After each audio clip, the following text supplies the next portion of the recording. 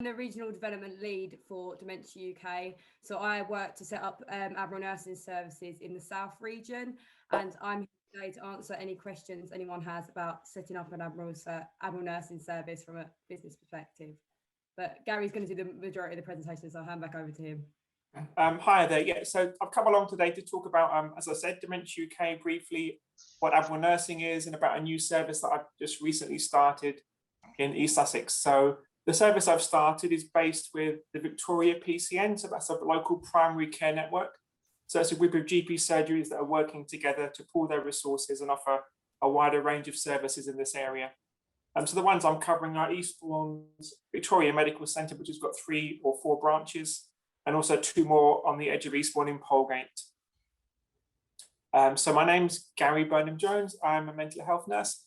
I work with people with dementia and their families for most of the last 25 years. I've worked in a range of services. So I've worked in community mental health teams, mental health wards. I've worked in memory services for continuing healthcare, care home in-reach teams. I've worked in mental health liaison in general hospital settings. And my last role was working as the dementia lead for the local acute hospitals trust, ESHT, over here in East Sussex. I joined Dementia UK last year to start this new Admiral Nurse clinic service based in Eastbourne and Polegate.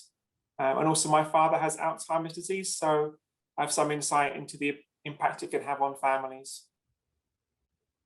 So what is dementia? I guess everyone in the room might know this, but I can do a quick recap. So the word dementia is an umbrella term that covers a range of symptoms that usually include things like memory loss, difficulties with language, making judgments, and it can affect people's mood and behaviour as well. As you know, it's very common. There's about 850,000 people living with dementia in the UK, and someone's diagnosed every 3 minutes. So there's over 100 types of dementia caused by different diseases that all affect the brain, but the most common by far is Alzheimer's disease, and then vascular dementia, which I'm sure most of you have heard of. So Dementia UK, so we are a national charity providing one-to-one specialist support and expert advice for families living with dementia. And this is provided through the Admiral nurses that we provide. So back in the 1980s, there was a gentleman called Joseph Levi. He had vascular dementia, and his family felt there should be more support for families living with dementia. His nickname was Admiral Joe because he liked sailing. So they formed something called Admiral Nursing in 1990, and that's now gradually spread across the country. So there's now over 300 Admiral nurses. So I think we get a 2-weekly update. I think there's about 315 at the moment, working across the country in a wide range of settings. So the role of an Admiral nurse is to support families through the toughest of times, from before diagnosis all the way through to post-bereavement. And the service that I'm offering also covers carers where the person is living in care. So the person may have moved into nursing or residential care, but many of those carers can still have some support needs. So Admiral nurses started out back in the 1990s, working mostly in the community directly with families in their own homes. But you can now find Admiral nurses working in care homes. We have a very large national helpline that fields about 72,000 calls a year. We have Admiral nurses working in acute hospitals, in home care. An area that's been growing over the last 6 years is hospices. So there's quite a few Admiral nurses working as part of hospice teams. And a new model of the Admiral nursing has been trying out, and in areas that have been quite hard to reach or haven't had services before, is Admiral nurse clinics like mine. So Admiral nurses work to a particular competency framework. So we work using person-centered care, therapeutic skills, a triadic relationship between the person with the dementia, the carer, and the nurse. Although in my clinic service, I'm aiming more at the carers themselves, not so much the person with the dementia. Our role includes sharing knowledge and also best practice with people around us. So I'll be doing some educational sessions for the staff that work in the GP surgeries I'm covering, and make myself available as a source for best practice. So any queries anyone has that are dementia related, they can phone or email me and I can give them a response or give them advice. And the nurses have monthly practice development days and clinical supervision where we can bring more complex cases we're working with. So we're very well supported by the organisation. So the current context, which most of you are probably aware of these already. So in Britain, we have a growing number of people living with dementia, and that's because the population is ageing and growing. So older people are living longer and longer. Majority of these people live in their own homes. There's growing numbers of family carers providing care, probably around 500,000. Many of these carers and people with dementia may have complex health and social care needs. And as we all know, services are quite patchy across the country. They can vary very much, even from one part of a county to another. Coronavirus has obviously had a very big negative impact upon people with dementia and their families over the last year. So there's been much less access to other services. There's been less respite, less daycare, less opportunities to get out of the house and engage in meaningful activities. For the person with dementia, many have found it quite difficult to understand the lockdown instructions, the social distancing rules, the need to wear a mask. And many people with dementia have lost confidence and skills over the last year where they've not been able to get out of the house as much. For example, my father used to drive quite confidently. He would have a 6-monthly driving test because he has dementia. But over the last year, where he's not been able to practice that skill of driving, he's lost the confidence, so he doesn't feel able to drive anymore. So in my area, we have a new Admiral Nurse clinic. So it's initially funded by Dementia UK themselves for 2 years. I'm based with the Victoria PCN, so they have about 45,000 patients on their list between the surgeries. On their dementia register, officially they've got 509 people listed, but we know from the local data that about 66% of people get a diagnosis in my area, so there's probably another third that are not diagnosed. Majority of those people will have some form of family, friend, neighbour who's providing a caring role, so potentially there could be 750, 60 carers that I could be supporting out there. So I'll be doing a clinic-based sessional model, so I won't be doing home visits. I'll be doing clinic slots, and I've started now rotating physically in the surgeries each day. I move around different GP surgeries, offering 1-hour slots in the clinics. And the idea is that I can then support and see more carers rather than the time constraints of doing face-to-face visits in the community, because there's quite a big rural area around me. Usually the appointments are aimed to be face-to-face. So far there have been telephone or video, and in fact, no one's actually opted to do a video call. People have preferred telephone. But from last week, I'm now doing all appointments face-to-face if the carer would prefer that. So the GP surgeries where I work, they're now opened up again. And most carers have preferred to meet face-to-face rather than talk on the phone. Sometimes that's practical things like they might have hearing issues, so talking over the phone might not be best for them. Normally I'm going to work Monday, Friday, 9 to 5, but I'm happy to be flexible. For example, if carers are working 9 to 5 themselves, I'm happy to meet them in the evening or at a weekend if that's needed. So how the clinic works is that primary care staff or any other services identify carers that might need support. These staff members give the carer the clinic phone number and email address, which have also been advertised widely locally in the press and through other groups. So the carer then contacts the clinic themselves, so they self-refer. I phone them back and book an appointment. They attend the appointment, receive some support, and then I write them a letter back summarising the appointment, what issues we've discussed, and also any action points, so things they may wish to try to help address some of the issues they've been concerned about.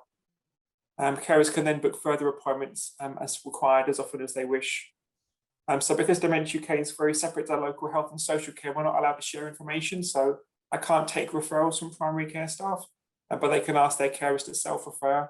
And equally, I'm not able to copy letters back to primary care staff, but the carer has the letter and it's their data, so they can share that with anyone they wish to. So what the clinic's offering, it's specialist knowledge of dementia and the impact on families, psychological support and practical guidance, resilience, confidence building, empowering the carers, relationship, family-centered model of care, support before and after diagnosis. Particularly carers might phone us when they need support around times of complexity or transition. It can be quite difficult when somebody moves from a house into a residential home, for example. It can create issues for the family, the carer and the person with the dementia. Medication advice where it's dementia-specific medication. Proactive approach, encouraging people to think ahead in terms of advanced care planning, thinking about the future, how they would like to be cared for should one of their health needs increase. And then best practice education and development of the PCN around me. So examples of issues carers might bring. So some carers find that the person with the dementia is given their diagnosis. Sometimes they give them quite a lot of information at that point and then they're left to get on with it. So some carers quite often want to understand a bit more what it means about what is dementia, what's the prognosis. looking after carers' mental and physical well-being, which has been difficult. I've come across quite a few carers where they really valued having their half a day or 1 day off where the person they cared for went to a day centre. And for some of those day centres were closed during the lockdown, so the carer wasn't able to get a break, and that's been quite hard for many of them. Practical tips and advice for caring for someone with dementia. Support with feelings of loss and grief. So as you probably all know, many families experience feelings of loss and grief while the person with dementia is still living with them. They can feel that the person they love is somehow fading away and maybe doesn't recognise them anymore. It can be very difficult. Something carers can find difficult to work with as well is false beliefs, where the person might have delusional thoughts or hallucinations. I've had several carers come to see me concerned about behaviour with the person with dementia at home, perhaps conflict or arguments they end up having, and different ways they can try to manage or reduce that. Changes in personality can be quite difficult for people, and behaviour. I've had several carers come to me with concerns about hospital care and nursing and residential care homes, particularly previously there were concerns about people being able to visit and access to care homes, but thankfully that's now improving quite a bit. But in my area, mostly it's restricted to one nominated person to visit each person in the care home. So if you've got a large family, it means it's quite restrictive still. Risk management, keeping the person with dementia safe. So that could be issues around, for example, I saw someone this morning where they were quite concerned about their wife who goes out for a walk in the garden at night time or walks outside the front door. So far they always come back, but they've got concerns what would happen if they walked a bit further and got lost. Planning for the future and decision making, and then end of life care and bereavement support. So I'll be meeting with my local hospice in Wilfridge later on today to talk about how I can work with them supporting the families they see who are end of life care at home with dementia with their outreach team. So the positive outcomes we're hoping for are for the family carers, lower levels of depression and anxiety in their caring role, increase their knowledge, skills and resilience, help them to access other appropriate information and support. So for example, I saw a gentleman this morning who has lived with his wife. She's had dementia for 7 years now, and he didn't know there was any help or any benefits or anything at all. He just hadn't got around to finding out about it. Maybe no one had told him at the time, or maybe he had been told, but didn't retain the information at the beginning.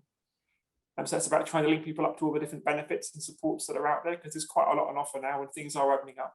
So people just need to be signposted and given the confidence to try and make that step. We hope that carers will have an improved satisfaction in their caring role. If the carer feels more confident, hopefully there will be an improved well-being for the person with dementia, help them to access services that they weren't aware of. And for many families, a delayed transition into care homes is what most of them would want. Most people would rather care for the person at home, as long as they feel they can meet their needs and they've got the skills to do so and the support. And for the primary care network around me, so there will be reduced GP appointments and call outs for carers where it's dementia related. Well, I might be better placed to deal with those queries or support the carers. And reduced A&E visits and inappropriate acute hospital admissions for the person with dementia. So I still work at weekends occasionally for the mental health liaison team at Eastbourne Hospital. And it's still unfortunately common for families to come at weekends with someone with dementia and where they say they can't cope and don't know what else to do. So they come to A&E. But we all know if those people have been given the right information and support previously, that it might have prevented things getting to that point of crisis at a weekend.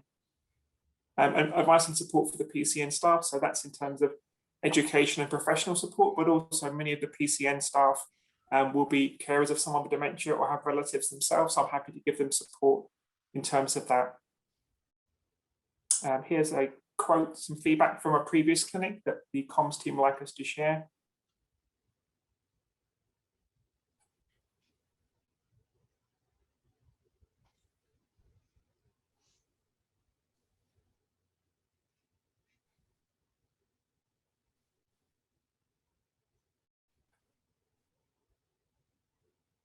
People have a chance to read through. Yes, thank you. Yeah, that's brilliant.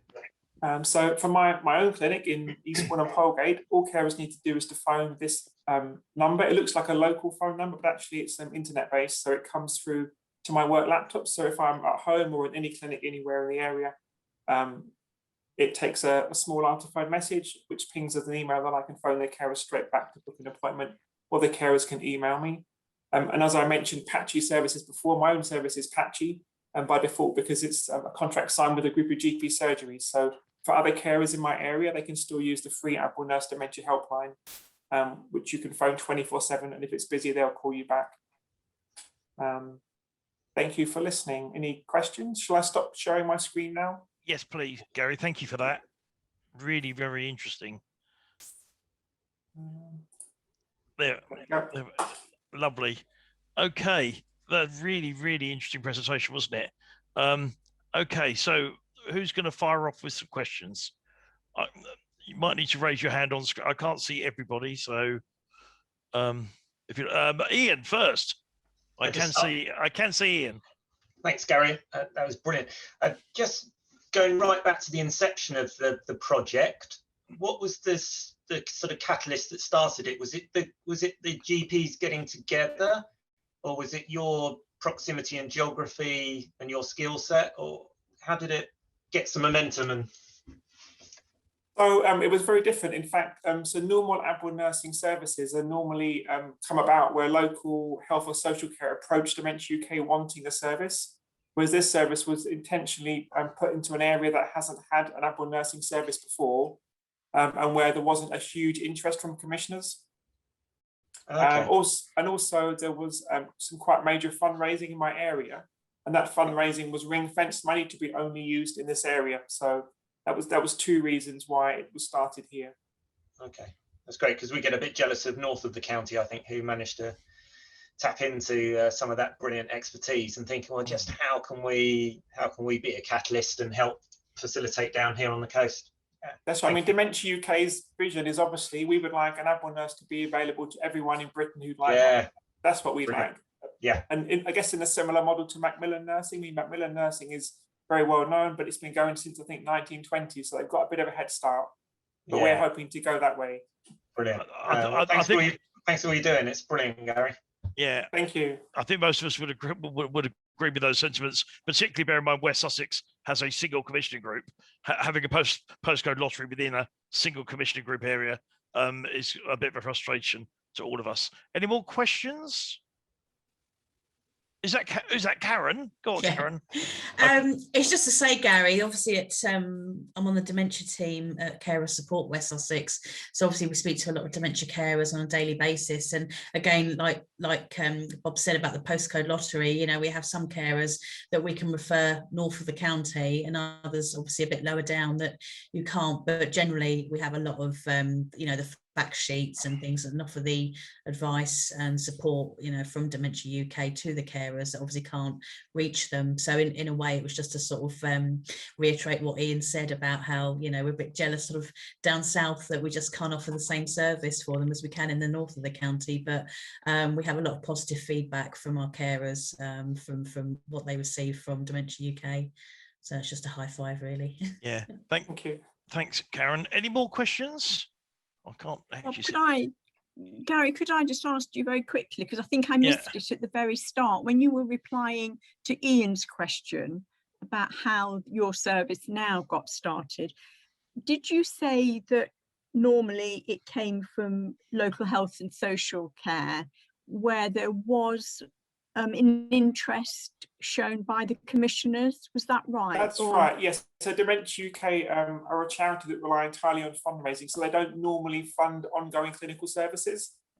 Normally services are set up where they're employed, the Admiral nurses are employed by the local health or social care economy in some way, and Dementia UK provides the support that helps with the recruitment of the Admiral nursing, but they're funded locally. So what I'm doing is quite different. It's something unusual that's new for areas that have been hard to reach. So I'm initially funded by Dementia UK for 2 years from their own fundraising money. But after 2 years, it's hopeful that I'll demonstrate the need, collect lots of evidence showing the benefits, and then we'll negotiate with local health and social care to see if it could be funded ongoing locally. And also if it were funded locally, the model could change into a different kind of model. It could be that I'm working closely in the MDT with the PCN, doing home visits, having a case. I could work in different ways if I were employed by the local services. Because Admiral nurses do work in a whole range of different ways, but obviously the main mission is supporting families with dementia. So it's really getting that interest from the commissioning group that you need to get it started and funded properly. Yeah, thank you very much. That's right, and we haven't had that in East Sussex historically. In fact, there was an Admiral Nurse slightly to the west of me that was recently decommissioned where it wasn't felt there was a benefit by certain people. Right. Yeah, I think it's fair to say we probably experienced some of that in West Sussex as well. But one of the reasons why we wanted to invite you along today, really. Okay, any more questions? Go on, Linz. Yeah, it's me. Sorry, I've just let Tam's just joined us in the room from Zion School. I was only gonna ask Emma, just from like the commissioning point of view, because obviously Gary is, like I say, it's been fundraising money. How do you manage that with regards sort of training, management and everything? Does it still come under Dementia UK, or do the GP surgeries manage with referrals, things like that? So yeah, as Gary said, the clinic's model is very different to our typical model. So there's been a few issues with sort of data sharing and things like that. So I mean, Gary, you could probably say more about the clinic model in terms of we can't share with the GPs and things like that, and they won't share anything with us.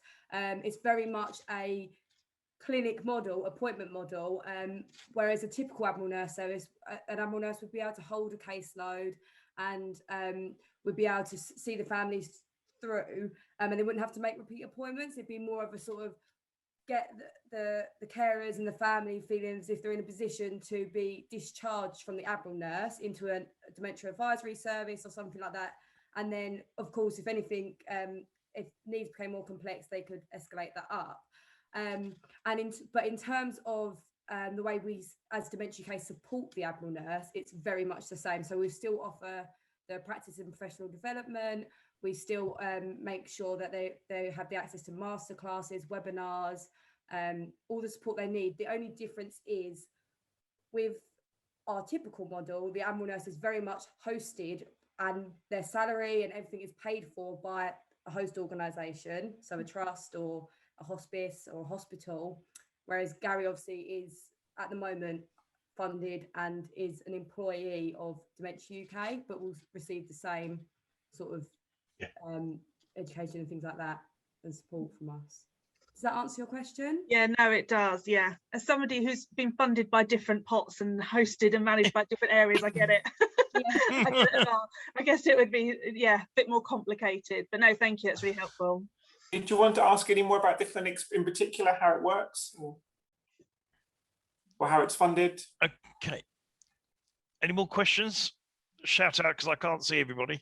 Yeah, Bob, actually, Gary, the funding is I'm quite interested in that. You said it was local fundraising. Was that initiated by the GPs themselves, or no, was it? not at all, no. So East Sussex has had an active fundraising group for quite a number of years. And the pot of money they've raised has grown over time. So some of that money has been used to fund my post for 2 years. When you say East Sussex, what kind of what organisation started that fundraising then? Was it just a? It was local people who had experienced their own time as being a carer of someone with dementia that had an interest that got fundraising for Dementia UK, and that it's growing and growing. So there's a fundraising group that raised significant money for the charity. It was then, and what you said, I think, sorry, was that it was ring fenced for this project when they got to sufficient. Right. Yeah, a bit like the Blue Peter fundraising. Yeah. So I think with charities, when you give a charity money, you can, if you wish, you can say that you'd like it used in your area, or you'd like it just to be used nationally for whatever. So these people have said they'd like to see something in their area in the future. So that money was used for that purpose. Right. All right. Sorry. Hi. Can I just ask you, when you say significant money raised, how much are you talking? I'm wanting to know what your salary is, but what kind of money are you talking about that would need to be raised? So I think they've raised over £100,000. I can't be specific, but they've raised a decent amount of money. Yeah. When you're looking at an Admiral Nurse service, we always typically say for an Admiral Nurse for 1 year, you're looking at between 50 to 60,000. So if you think about the fact that we want to enter into a collaboration with a host organisation, if they can almost guarantee that they will have substantive funding for 3 years. For we want to, once it's in place, to carry on. So you're looking at quite a vast amount if you're going to go down that fundraising route. So yeah, it is preferable to go obviously through CCG or fundraising stream. Yeah. And there is also money available in primary care called R's money. I don't know if people are aware of that. So primary care can tap into money that's given to CCGs that they can then share with the GPs to have additional roles, it's called. So some groups of GP surgeries are having paramedics join their teams, pharmacists, community prescribers, and all kinds of other roles to kind of broaden what's offered in the community rather than people attending hospital services or secondary or tertiary care. And in one area, people have used the R's money to fund an Admiral Nurse. So that's money that GPs can use, and if they don't use it, the CCG just keep it. So GPs can tap into that pool of money that's available. So that's something that could be looked at as an option. So can I ask, Gary, so in terms of persuading commissioners, and we know there's not enough money for health and social care, and we're not going to get into that debate this afternoon, but we know there's not enough money to go around. What sort of evidence has the charity Dementia UK got, where, your service has worked really well and has been able to persuade commissioners that actually it's a good use of money? Because certainly one of our battles locally is persuading commissioners that they really should be broadening out the service beyond the north of the county to the southern part of the county in West Sussex. Yep, so my own personal role, mine's very new. My clinic only went live 6 weeks ago. So I'm collecting data all the time, and there'll be an evaluation. Every few months, there'll be an evaluation of how it's going, what the benefits have been. And at the end of the 2 years, there'll be a project written before the end of the 2 years, providing an overview of that.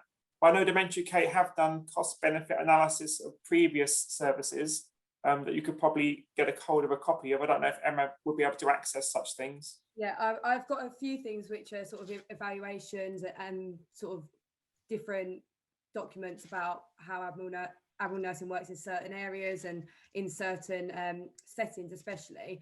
I think kind of a good little nugget of information that might be useful in terms of primary care specifically, because that's ultimately where we see the biggest amount of room for Admiral nursing at the moment, as hence the clinic model with Gary in a PCN.